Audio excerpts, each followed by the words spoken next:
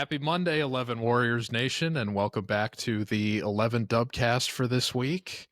I'm joined once again by Deputy Editor Dan Hope. Dan, how was your weekend?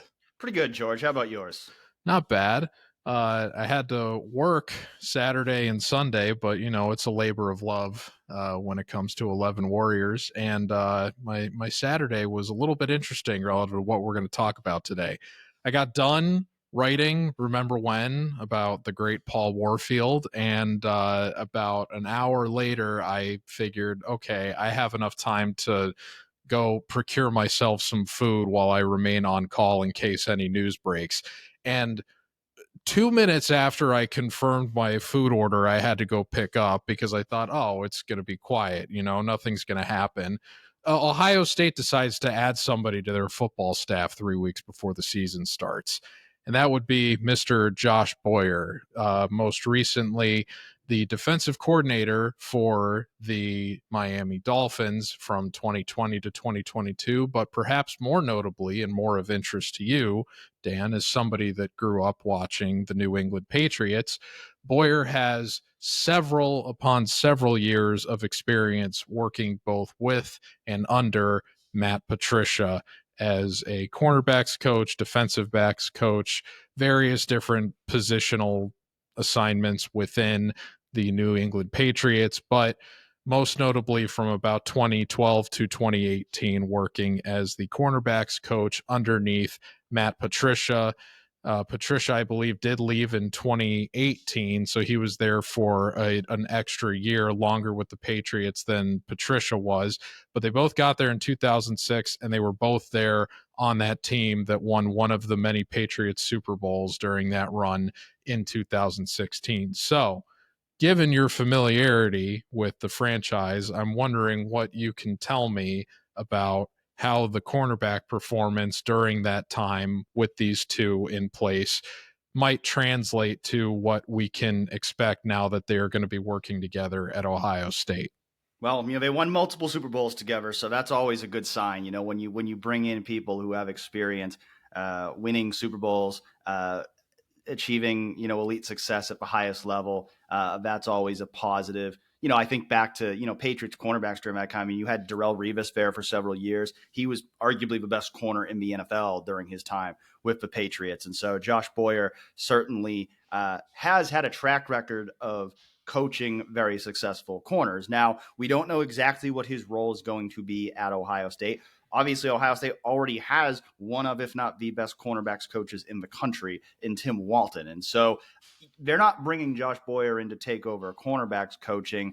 What I suspect, I think maybe a lot of people suspect, is that Josh Boyer probably coming in some kind of analyst role and perhaps playing a most important role on game days as being one of those eyes up in the box. Because we haven't heard yet whether Matt Patricia will be coaching on the sideline or in the box. But back when he was in New England, Patricia often coached on the sideline, and Boyer was the guy who he basically considered his eyes up in the box. So could this be an indicator of things to come there, of perhaps, Josh Boyer being Matt Patricia's eyes up in the booth, allowing him to coach from the sideline? We'll see about that. Perhaps we get some clarity on that today when Ryan Day meets with the media. But I think, just in general, there's no downside really of adding a former NFL defensive coordinator to your staff as a extra coach. I mean, whatever his role is going to be, to just continue to build up that brain trust as we've seen Ohio State do this year, not just with its 10 full-time assistants, but bringing in more and more support staffers, taking advantage of the removal of limits on support staffers to really build out its staff and give the players as many resources as possible. And you see what Matt Patricia's done here, bringing in some of these guys that he has ties with from the NFL. It's kind of like what Jim Knowles did when he got to Ohio State. He brought in a few guys, one of those being Matt Guerrieri, who's now the safeties coach. We've seen Matt Patricia now do that. Several guys who he crossed paths with in the NFL now on staff, including Nate Ebner, and now adding Josh Boyer. It's one more person who knows that Matt Patricia defense inside and out that can be a resource for both players and coaches in terms of installing that defense, making sure players understand that defense, and game planning each week. And correct me if I'm wrong, but I believe you said you noticed Malcolm Butler was at practice last week. Is that right? I did. Yeah, I don't.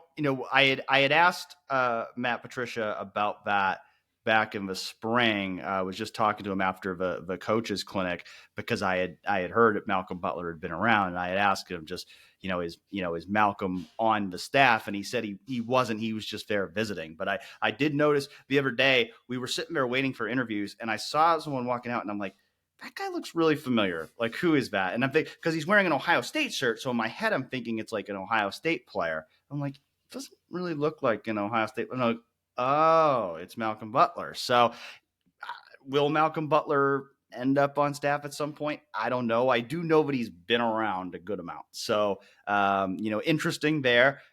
If nothing else, it speaks to the fact of we've talked about how Matt Patricia has been very well liked by players since he's gotten to Ohio State. The fact that you have guys like Nate Ebner joining the staff, like Malcolm Butler hanging around, shows you the respect that the players he coached in New England have for him too. So, relative to what you were talking about with the eye in the sky role that Boyer may supposedly be playing here, given Patricia historically has been more of a sidelines guy, that's probably one of the key differences in how Ohio State's defense is going to be managed this year, at least from the defensive coordinator's perspective, where Jim Knowles was somebody that was predominantly in the box last year as opposed to roaming the sidelines. Do you think that that was an important consideration for Day choosing the replacement as Knowles was preparing to leave, that he wanted somebody like Patricia that was going to occupy that sideline role so that there was a more direct face to face ability to communicate as opposed to what he had with Jim Knowles last year? Well, I mean, they had the best defense in the country last year with Jim Knowles coaching from a box. So I don't think there was really any emphasis on needing to change that. Typically, I've gotten the impression of Ryan David. He tends to kind of trust these coordinators to kind of decide what works best for them. And so we'll see what Matt Patricia ultimately decides and work best for him. But certainly, for many years back in New England, he was on the sideline there alongside Bill Belichick, had a lot of success doing that. So you would think if Matt Patricia's preference is to be down on the sideline, that Ryan Day would be in favor of that. And you think about some of the things Matt Patricia is going to want to do defensively. Some of it maybe being a little bit more complex. There would be value, I think, in having him down on the sideline, being able to communicate with players more directly throughout the game and give them feedback. It's just a matter of, does that hinder him in any way from really seeing the full picture of the game? And so if he is down on the sideline, you're going to need a couple of assistants that he really trusts up there in the box, giving him information in a way that he can very quickly relay it to the players. So we're less than 3 weeks from the opener against Texas at this point. Can you recall a staff addition under Ryan Day that has happened this late into camp approaching the season? And do you think that that amount of time is going to be enough for Boyer to integrate himself into the staff? I'm trying to remember. I mean, I remember a couple years ago Joe Philbin joining the staff, and I feel like that happened fairly late. I think these analysts roles, it's more common. If this was he was coming in to coach for cornerbacks in August, then I think there'd be reason for concern. Analysts coming in. You've seen it at times across college football where coaches have come in as an analyst like in the middle of the year, like they join a team as a consultant just for the college football playoff because they got fired from another job. So I don't think bringing him in not as like a position full-time coach capacity, I don't think there's as much worry about that. Certainly, like if he's somebody that you're trusting to be like your eyes and ears up in the box, then there might be a little some of that. And I think even if he's going to be in that role, like you would anticipate Ohio State's going to have at least one full-time assistant up there. Maybe that's a Matt Guerrieri with I believe he coached in the box alongside Jim Knowles last year. Tim Walton will be down there on the sidelines working with the players on the field. So you'd think if Matt Patricia is on the sideline, you'd expect Tim Walton to be on the sideline. I would think in that case that Matt Patricia would, or excuse me, Matt Guerrieri would be up in the box as that new passing game defensive coordinator.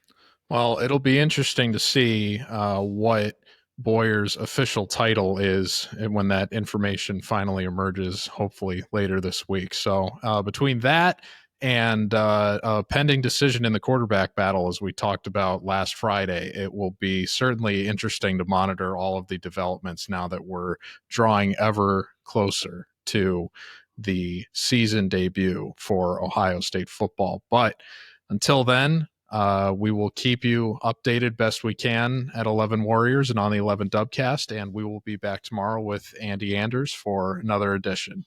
Take care, folks.